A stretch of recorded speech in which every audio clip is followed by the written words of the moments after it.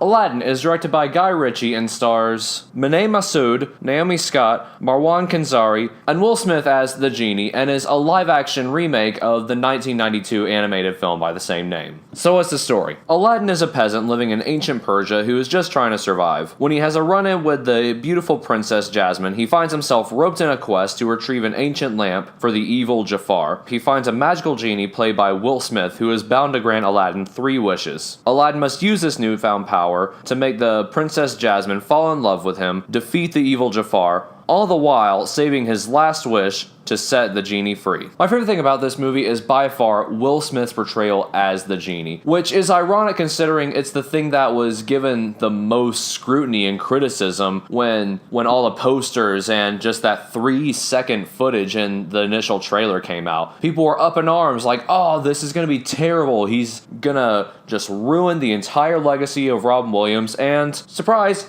he didn't. And I'll say this, Will Smith had some big shoes to fill. Nobody is going to replace Robin Williams. That's a fact. However, Will Smith does an excellent job at towing this line between making it his own while also doing proud the legacy of Robin Williams. As far as everybody else's acting goes, it's a tad on the spotty side. The guy playing Aladdin doesn't feel like he's allowed to emote as often as he wants to.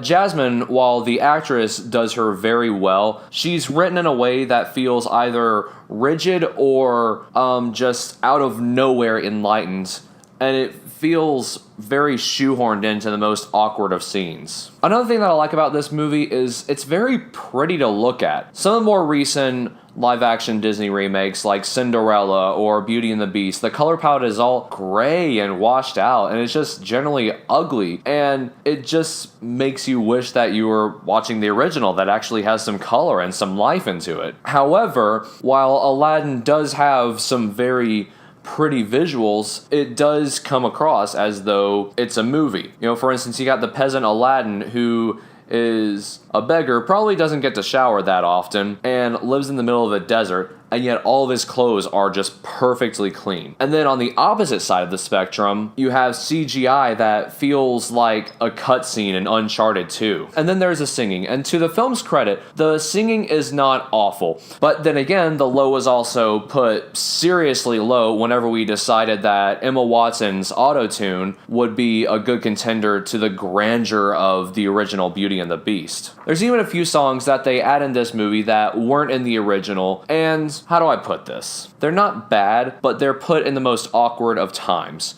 For instance, there's this scene where Princess Jasmine has kind of had enough of the restrictions that bind her as a princess. And she has this weird Elsa let it go type moment where she freezes time with her imagination so she can sing for a few minutes. And it felt almost like the Quicksilver scene from X-Men Days of Future Past. And it's just like, what? And finally, there's the movie's action. And while everything is well choreographed and the set pieces are very creative, there never feels like there's a lot of tension. A lot of times it's just, okay, we're doing this thing now. Okay, Aladdin is jumping from this rooftop to the next. It all feels very safe, and so because of that, the movie is often robbed of a lot of flavor that it could have had. And I think that's my biggest issue with this movie. This movie doesn't do anything offensive, but it also doesn't do anything memorable outside of Will Smith playing the genie. The actors feel micromanaged to the point where they're not allowed to act.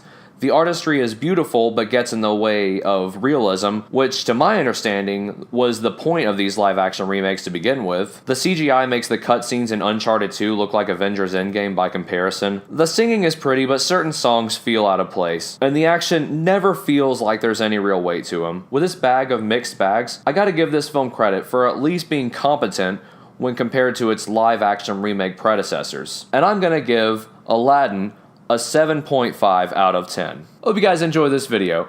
I'm Higgs, this has been my flick, and I'll see you next time.